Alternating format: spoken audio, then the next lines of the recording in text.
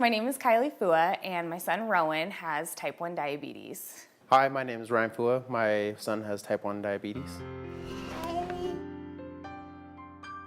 So actually, before all this happened, there was signs because he had started peeing through his diapers at night, and we had to change the sheets a little more frequently. So there was small signs showing that he was going to be a type 1 diabetic. Well, he already was. We didn't think anything of it because he was drinking a lot of water. I drink a lot of water, so it wasn't anything out of the normal since we drink a lot of it here. So we were just like, okay, he was a little thirstier than normal.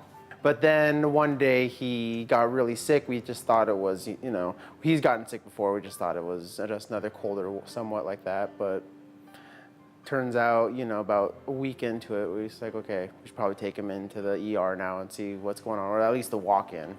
And the walk-in suggested the ER. When we came in, his breathing was definitely still erratic. His lips were blue because he wasn't getting enough oxygen, and they sent us straight back into that bed.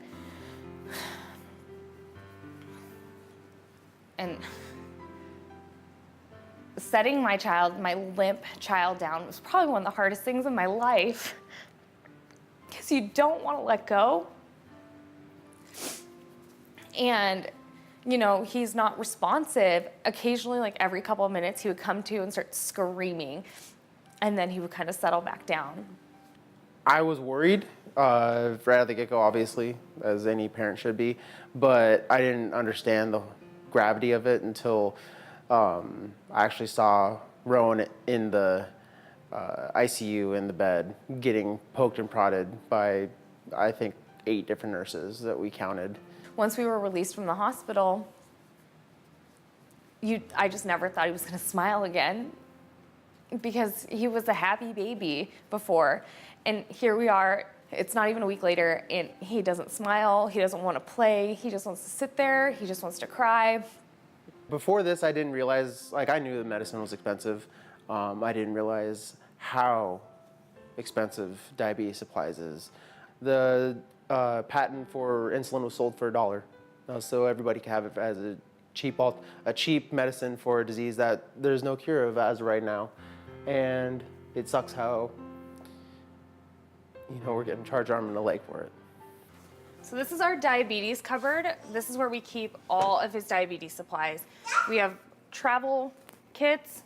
We have gauze for when we wipe his finger before checking his blood sugar. We have cotton as a backup.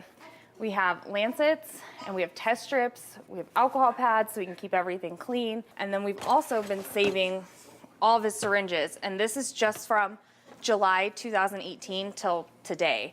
So these are all pretty full, and we're keeping them for his first year. We thought that this would hold a lot, and it took us about a week to realize this wasn't going to do much for us. I still haven't found a good way to try to tell Rowan eventually when he is able to understand. I don't have a good way to break the news that, he's dealing with a non-curable disease. He was able to say words before he was diagnosed. And then, at 14 months, he was diagnosed, and now he can't say anything. We are in speech therapy. More than anything, you just want them to talk. You want them to be able to communicate because he can't. He's frustrated more than ever now because he can't let us know what's wrong. If his blood sugar, we don't know how he feels when his blood sugar's high. We don't know how he feels when his blood sugar's low because he cannot tell us. So more than anything, I want him to talk so we can help him. And I want to hear him say mama. To hear it and then not, it's hard. I'll take dada even. I'll take anything at this point.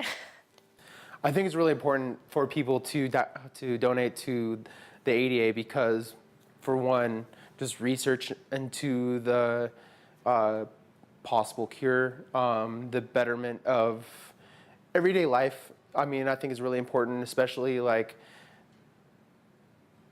just to be able to have that information somewhere. I Googled diabetes, and American Diabetes Association was the first thing that came up, and I spent every moment that I was awake and my child was asleep in the ICU reading everything on that site from top to bottom.